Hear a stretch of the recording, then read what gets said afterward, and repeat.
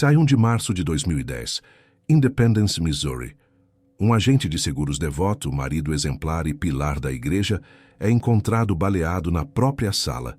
Execução perfeita, sem roubo ou luta. Persianas fechadas em pleno dia, porta trancada, sangue no chão. A viúva chora, mas algo não encaixa. Quem matou Randy Stone e por quê?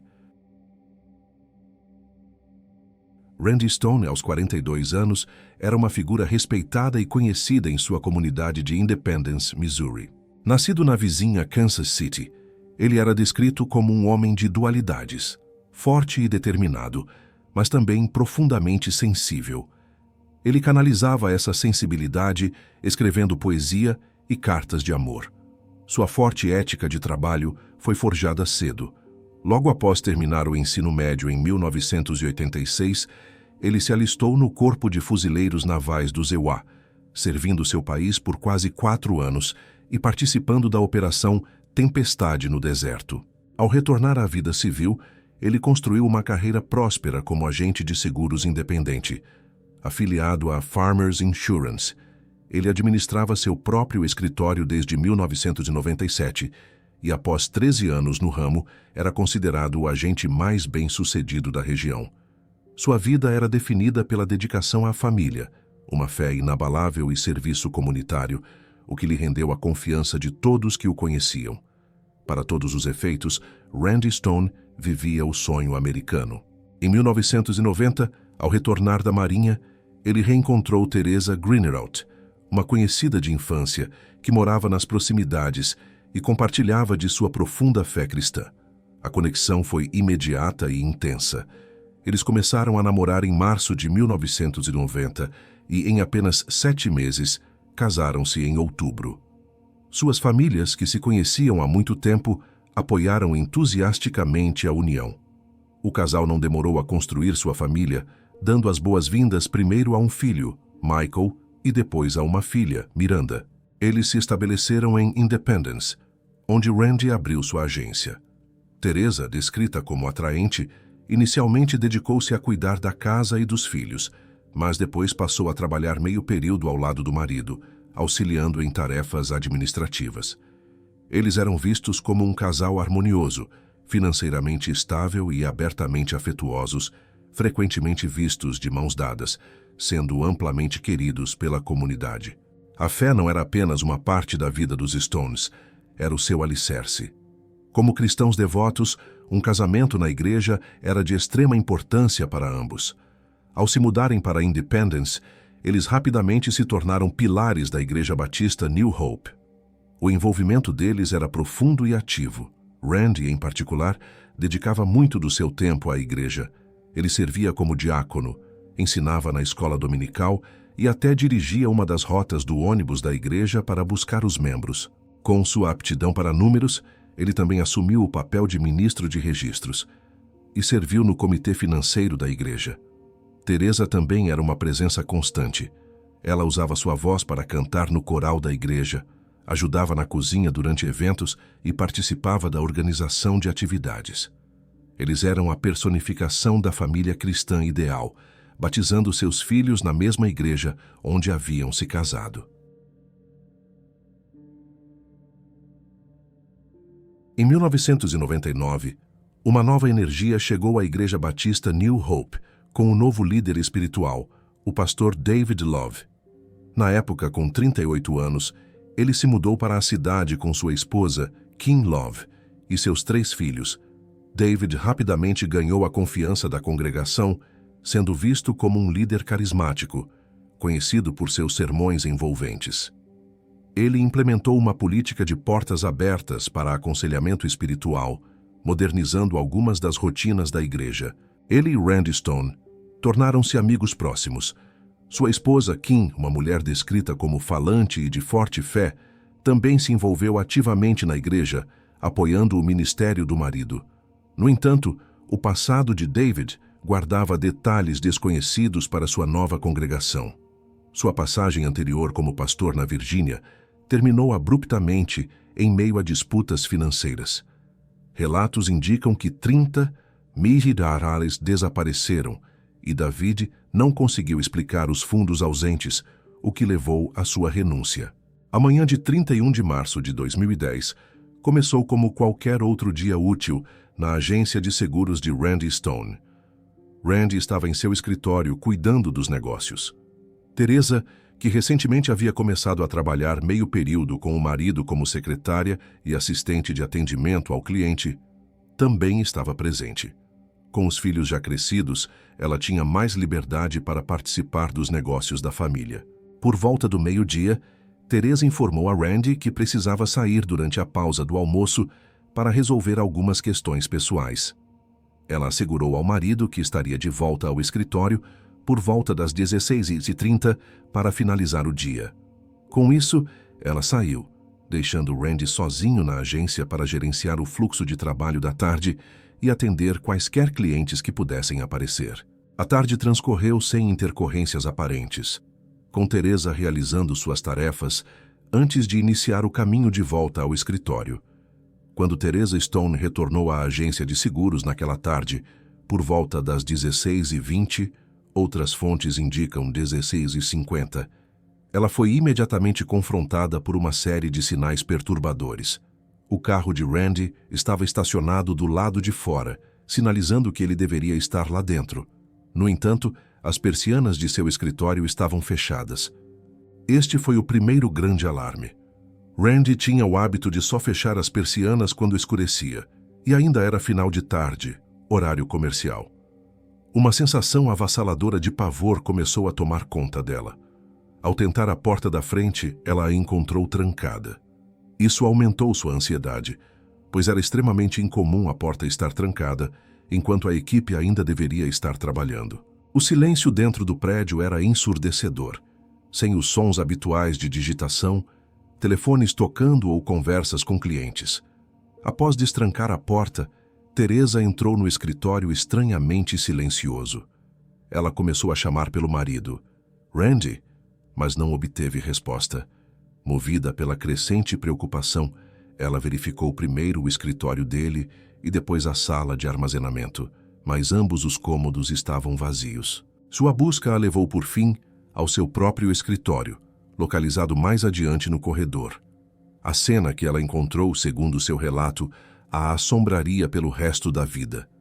Randy estava caído no chão, ao lado da mesa de Teresa, completamente imóvel.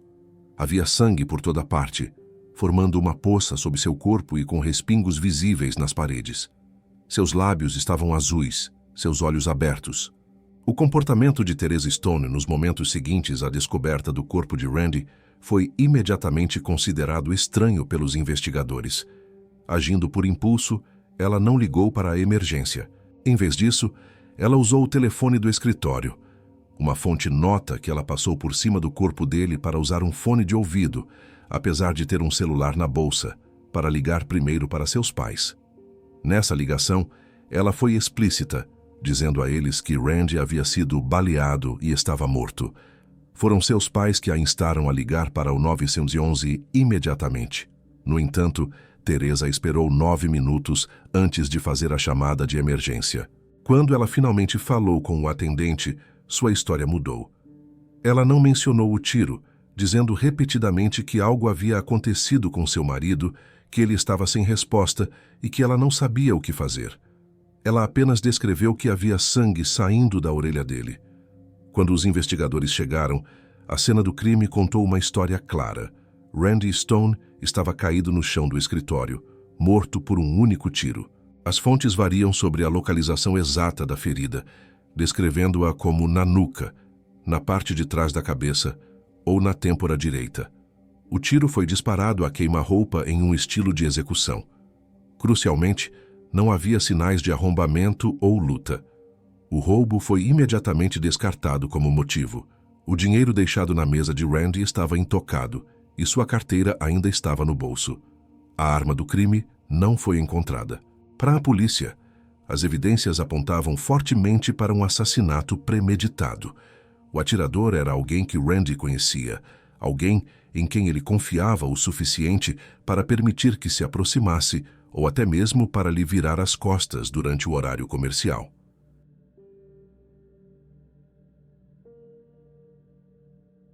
Talvez o aspecto mais assustador da cena do crime tenha sido uma descoberta feita a poucos metros do corpo de Randy. Na lata de lixo ao lado da mesa de Teresa, os investigadores encontraram uma carta que havia sido rasgada em vários pedaços. Os detetives meticulosamente a reconstruíram e perceberam que se tratava de uma carta de amor íntima. A caligrafia claramente não pertencia a Randy Stone, sugerindo que Teresa tinha um relacionamento com outra pessoa. A nota continha frases inequívocas como "Feliz aniversário, amor, e ainda não estou no controle das coisas, mas quando estivermos completamente juntos, seu aniversário será sempre emocionante." Outras frases incluíam "Eu te adoro", "Eu preciso de você" e "Eu te amo".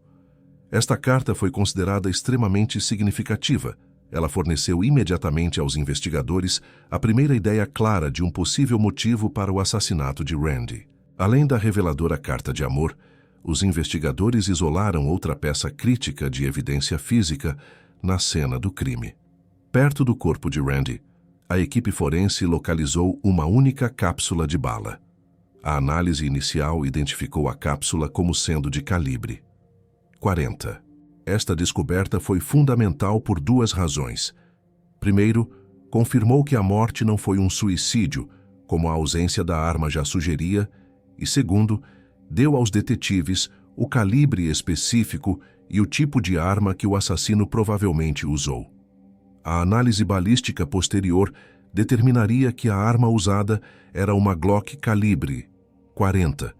Esta cápsula se tornaria uma das peças centrais da investigação, pois a polícia agora tinha uma impressão digital balística. O desafio seria encontrar a arma a qual ela pertencia, uma arma que havia desaparecido da cena do crime. A suspeita sobre Teresa Stone se intensificou quando ela foi levada à delegacia para seu primeiro interrogatório. Os detetives ficaram perplexos com seu comportamento.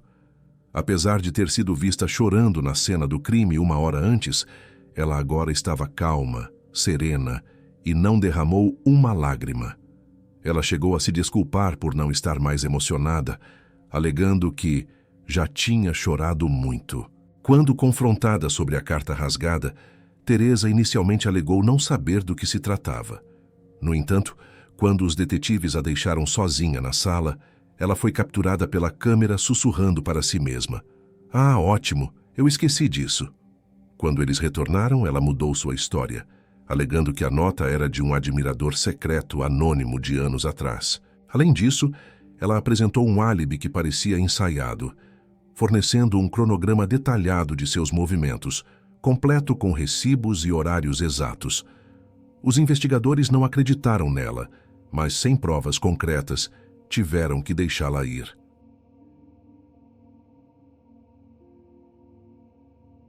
O funeral de Randy Stone ocorreu em 6 de abril de 2010 na Igreja Batista New Hope, o centro da vida espiritual da família. A igreja estava lotada de centenas de pessoas enlutadas, refletindo o quanto Randy era querido na comunidade. O que os presentes não sabiam era que detetives à paisana estavam entre eles, gravando secretamente o serviço. A polícia de Independence operava sob a forte suspeita de que o assassino estava presente no funeral. No púlpito, fazendo um discurso comovente, estava o pastor David Love, um dos amigos mais próximos de Randy. Com a voz embargada, David elogiou Randy como um marido leal, pai, amigo e um homem de fé que amava sua família e sua igreja. Suas palavras levaram muitos às lágrimas.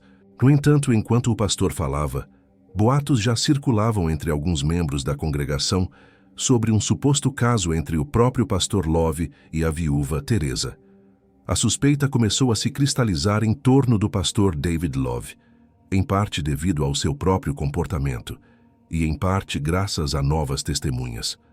Ele não só apareceu na cena do crime, mas também tentou acompanhar Teresa na viatura policial, sendo impedido pelos oficiais. Assim como Teresa, ele forneceu aos detetives um álibi detalhado sobre seus movimentos no dia do assassinato. Ele repetiu esse álibi, incluindo detalhes estranhos sobre um sanduíche de peixe e uma visita ao hospital, para um amigo pastor, que achou a história tão específica que soava como um álibi ensaiado. A investigação ganhou força quando os detetives entrevistaram a esposa de David, Kim Love. Ela não apenas confirmou os rumores do caso, mas forneceu uma prova crucial. Ela havia descoberto um celular pré-pago secreto, TrackPhone, que David usava para se comunicar com Teresa, e forneceu aos investigadores os números desses telefones. Em 20 de abril, quase 3 semanas após o assassinato, os investigadores trouxeram Teresa Stone para um segundo interrogatório, desta vez sem a presença de seu advogado. Confrontada com as crescentes evidências contra ela, incluindo os rumores da comunidade e as informações sobre os telefones secretos, Teresa finalmente cedeu. Ela confessou o que muitos suspeitavam. Ela mantinha um caso extraconjugal com o pastor David Love. O caso não era recente, durava 10 anos. Ela detalhou que o relacionamento começou em 2000, apenas um ano depois que David se tornou pastor da igreja deles. O que começou como aconselhamento evoluiu para uma amizade, depois para um relacionamento sexual, e, eventualmente, eles se apaixonaram. David enviava a ela fotos nuas de si mesmo e e-mails de amor. Ironicamente, quando Randy começou a suspeitar de um caso, Teresa o convenceu a participar de sessões de aconselhamento de casal com o próprio David, o amante dela. Durante sua confissão, Teresa revelou um segredo ainda mais chocante, que recontextualizava a dinâmica de seu casamento. Em 2004, ela anunciou a Randy que estava grávida de um terceiro filho. A notícia foi uma surpresa, pois Randy havia se submetido a uma vasectomia anos antes, acreditando que sua família estava completa. No entanto, Randy, descrito como um homem de fé e profundamente confiante em sua esposa, aceitou a explicação de que vasectomias nem sempre são 100% eficazes e que Deus os havia abençoado. A verdade que Teresa agora admitia à polícia era que o bebê era de David Love. Teresa sofreu um aborto espontâneo algum tempo depois. Ela confessou aos detetives que, embora devastada pela perda, ela também se sentiu aliviada, pois não teria que continuar mentindo e estava convencida de que Randy eventualmente perceberia que a criança não era dele. A investigação sobre o motivo financeiro começou quase imediatamente. Robert Davis, gerente distrital da Farmers Insurance, visitou Teresa em sua casa na manhã seguinte ao assassinato para oferecer condolências. Ele notou uma mudança abrupta no comportamento dela. Após um abraço choroso, foi como se alguém virasse um interruptor e ela passou a se dedicar aos negócios. Ela o levou ao escritório do porão, onde já havia retirado todas as apólices de seguro de vida de Randy. As apólices totalizavam cerca de 575 zilreais a 625 zilreais. No entanto, Davis teve que informar a Teresa uma notícia chocante. Ela não era mais a beneficiária. Randy havia mudado a apólice em algum momento, nomeando apenas seus filhos como beneficiários. Teresa pareceu genuinamente surpresa com a notícia. Os registros revelaram quando Randy fez essa alteração. Foi logo após Teresa ter sofrido o aborto espontâneo. Isso serviu como uma forte evidência de que Randy sabia, ou pelo menos suspeitava profundamente, que o bebê não era dele. Além da traição pessoal, Randy Stone estava prestes a expor David Love profissionalmente. Como membro dedicado do comitê financeiro da igreja, Randy começou a notar sérias discrepâncias nos livros contábeis. Fundos destinados a trabalhos missionários pareciam estar desaparecidos e os registros financeiros não batiam. Randy descobriu cheques não autorizados emitidos diretamente para David. Incapaz de ignorar a má conduta, Randy decidiu confrontar a situação. Em 16 de março de 2010, apenas 2 semanas antes de sua morte, Randy enviou um e-mail ao pastor Love. Na mensagem, ele citou sua crescente inquietação com a má gestão de fundos e a falta de transparência como motivos para renunciar ao seu cargo no comitê. No dia seguinte, um David enfurecido confrontou Randy em seu escritório de seguros. Randy havia se tornado uma ameaça dupla. Ele não só poderia expor o caso, mas também a fraude financeira de David, destruindo sua carreira.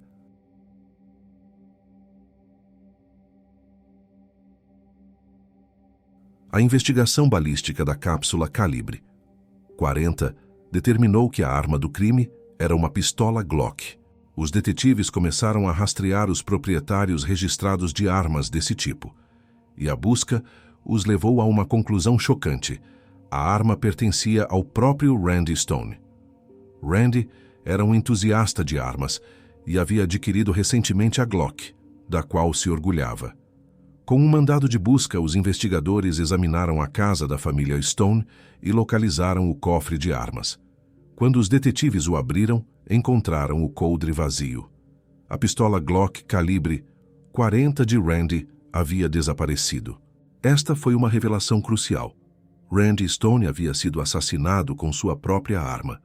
Isso reforçou a teoria de que o assassino não era um estranho, mas alguém com acesso íntimo à sua casa e seus pertences mais seguros. Saber que a arma era de Randy não era suficiente. Os detetives precisavam saber como ela chegou às mãos do assassino. Durante seu interrogatório, a polícia pressionou Teresa sobre o cofre. Ela inicialmente alegou ignorância, sugerindo que David devia ter invadido a casa. No entanto, sob pressão contínua, sua história mudou. Ela primeiro tentou minimizar sua culpa, alegando que David devia ter observado ela digitar o código do cofre uma vez. Contudo, ela finalmente fez a admissão que selou a conspiração. Teresa confessou que havia deliberadamente dado a David Love as chaves de sua casa e o código exato do cofre de armas de Randy. Esta confissão foi a ligação direta que os investigadores precisavam, provando que Teresa não foi apenas uma espectadora passiva do caso, mas ela ativamente facilitou o assassinato, fornecendo ao seu amante o acesso à arma do crime. A arma nunca foi recuperada, pois Teresa disse que David se desfez dela após o assassinato. Embora Teresa tenha tentado persistentemente culpar David Love por ser o instigador, os investigadores descobriram uma prova digital que provava seu próprio desejo e intenção. Em 16 de março de 2010, no mesmo dia em que Randy enviou seu e-mail explosivo sobre as finanças da igreja, os investigadores recuperaram uma mensagem direta enviada por Teresa. O conteúdo era inequívoco e devastador. Eu o quero morto. Esta mensagem tornou-se uma das provas mais contundentes do caso. Para os promotores, ela falava claramente sobre seu motivo e intenção, minando completamente sua defesa de que ela era apenas uma participante passiva. A mensagem provou premeditação e conspiração. Mais tarde, como parte de seu acordo de culpa, Teresa confessaria em tribunal que, de fato, disse a David Love que queria seu marido morto. Após a confissão de Teresa, os detetives tentaram obter uma confissão gravada de David Love, mas a ligação falhou. Ele foi então levado para interrogatório, mas ao contrário de Teresa, ele imediatamente solicitou um advogado e se recusou a falar. Sem uma confissão, a polícia teve que liberá-lo por falta de provas suficientes. Sentindo que sua prisão era inevitável, David Love renunciou ao cargo de pastor da Igreja Batista New Hope. Ele rapidamente fugiu do Missouri com sua família, mudando-se para a Carolina do Sul, onde tentou começar uma nova vida sob o radar, trabalhando como motorista de caminhão. No entanto, a polícia o rastreou implacavelmente, usando registros de celular e transações financeiras. Vários meses depois, em novembro de 2010, as autoridades o localizaram na Carolina do Sul. Ele foi preso sem resistência e extraditado de volta para Missouri para enfrentar a justiça. Em novembro de 2011, confrontado com o peso das evidências esmagadoras e o testemunho de sua cúmplice, David Love optou por aceitar um acordo judicial. Ele se declarou culpado das acusações de homicídio em segundo grau e ação criminosa armada. Esta decisão estratégica o poupou da incerteza de um julgamento completo e da possibilidade de enfrentar uma condenação por homicídio em primeiro grau.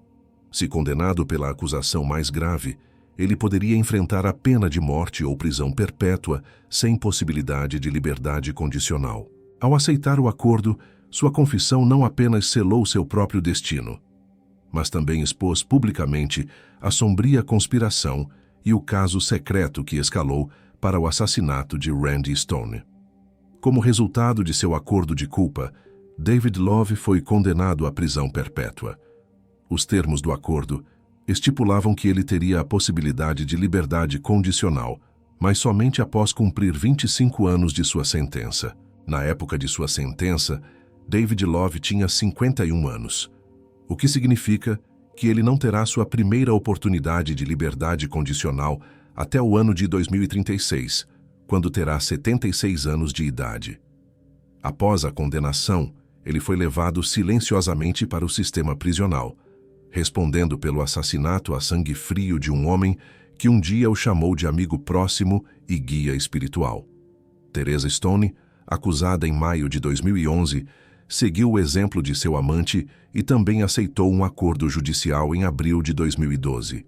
Ela se declarou culpada da acusação de conspiração para cometer assassinato em segundo grau. Em troca de sua confissão e cooperação com as autoridades, ela recebeu acusações reduzidas e a promessa de uma sentença mais branda. Sua cooperação foi um fator decisivo, pois ela forneceu aos promotores um testemunho detalhado sobre o planejamento e a execução do assassinato. Como parte do acordo, ela foi forçada a admitir seu papel ativo no crime.